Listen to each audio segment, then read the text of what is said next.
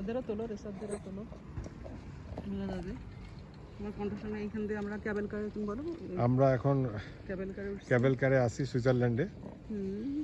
এর ভিতরে cycle race করতেছে। আমরা ক্যাবেল কার দিয়ে উপরের দিকে উঠতেছি। খুবই ভালো লাগতেছে।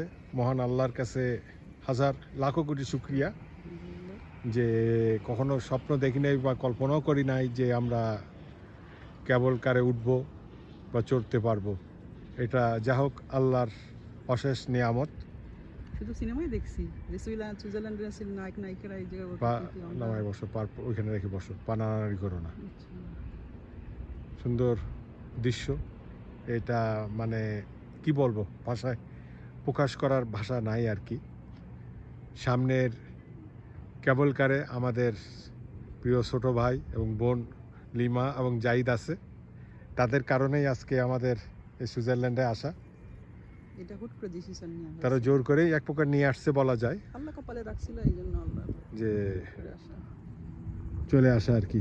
যাই হোক আলহামদুলিল্লাহ আমরা ক্যাবল কারে সফর করতেছি